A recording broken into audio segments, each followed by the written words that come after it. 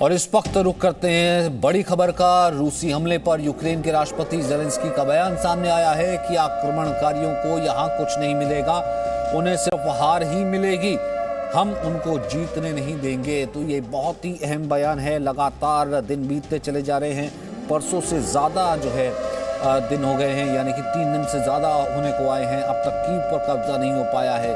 तो ऐसे में ज़ेलेंस्की का ये बयान, क्या ये यूक्रेन का रेजिस्टेंस है, क्या ये यूक्रेन का बचाव है, यूक्रेन की सेना है, यूक्रेन का सामने खड़े रहने का जज्बा है, जिस कारण से यूक्रेनियन राष्ट्रपति ये बयान दे रहे हैं कि आक्रमणकारियों को यहां कुछ नहीं मिलेगा, आक्रमणकारियों की जीत नहीं होगी, दुश्मन हर जगह तबाही होगा।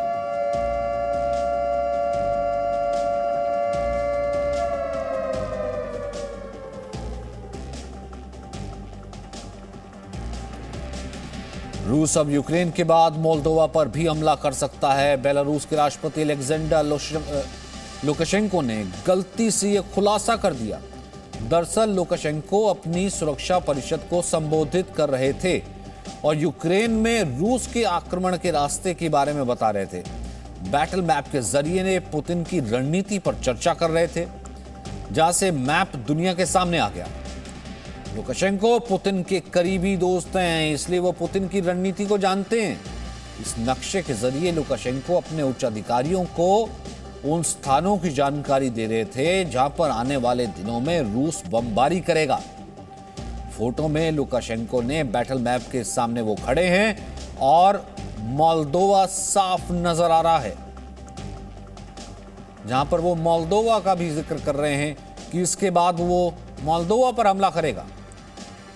तो उच्च अधिकारियों के सामने इस बैटल मैप को वो शेयर कर रहे थे, लेकिन गलती से ये मैप दुनिया के सामने आ गया। तो क्या ये रशियन रणनीति है? क्या यही तस्वीर है? और ये तस्वीर में क्या है? ये तस्वीर में क्या है कि अगला जो टारगेट है, अगला टारगेट मोल्दोवा है।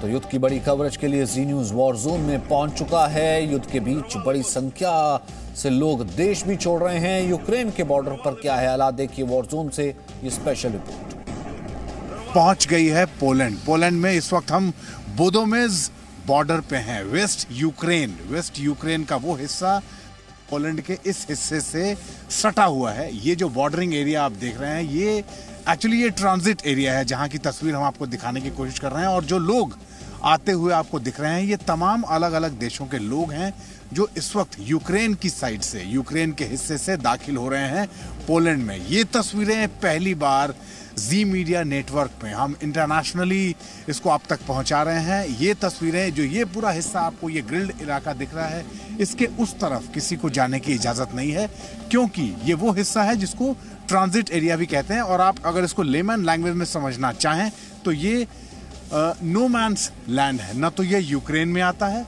ना ही ये पोलैंड में आता है। और जो प्रोसेसिंग है, जो लोग यूक्रेन की तरफ से, यानी कि अगर आप पीछे का वो हिस्सा देखें जहां आपको लाइट्स दिख रही हैं, जहां से बसेस भी आ रही हैं, जहां से ये लोग भी आ रहे हैं, ये तमाम लोग यूक्रेन का वो बॉर्डर, मतलब वो अगर आप ये सोच लीजिए 200 से 300 मीटर आगे वो पीछे एक ग्रीन लाइट आपको मैं दिखाने की कोशिश कर रहा हूँ, वो हिस्सा, एक ग्रीन लाइट आपको यहाँ दिख रही है। और पीछे का हिस्सा जो आपको दिख रहा है, वहाँ एक बैरिकेड है, एक बहुत बड़ा सा एक गेट है।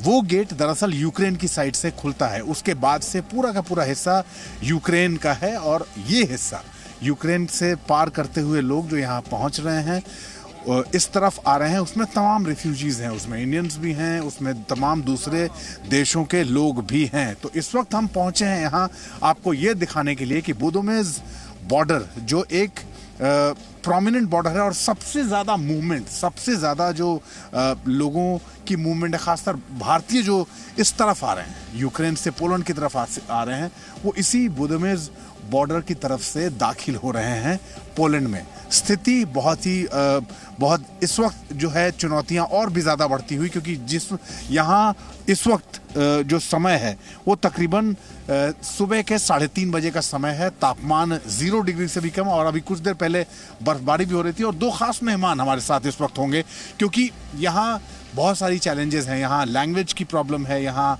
अंग्रेज़ी बोलना और अंग्रेज़ी समझना दोनों एक यहाँ लोगों के लिए मुश्किल है, हमारे लिए मुश्किल है।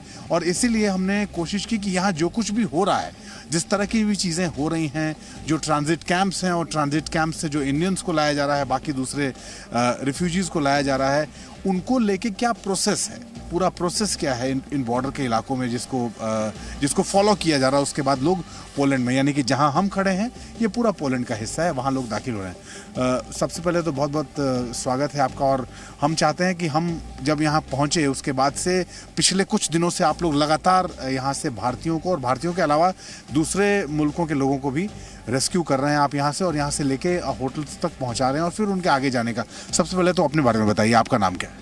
नमस्कार, मैं हूँ प्रियंभू आर्या। मैं मिस्टर मित्तल फाउंडेशन से हूँ, लक्ष्मी मित्तल फाउंडेशन से। मैं यहाँ पे सामान और स्टूडेंट्स की हेल्प कर रहा हूँ। और ये ना सिर्फ स्टूडेंट्स भारत के हैं बट और भी देशों के हैं जहाँ पे उनकी कंट्रीज़ उनको हेल्प नहीं कर पा रही हैं। भारत की तरफ से हमारा सपोर्ट सबसे ज़्यादा है, क्योंकि नेचुरली हमारा उनके साथ एसोसिएशन है। इंडियन एम्बेसी के साथ हमारा कोऑपरेशन चल रहा है to evacuate the people from here. Presenting B News app, available on Google Play and App Store. Download it now.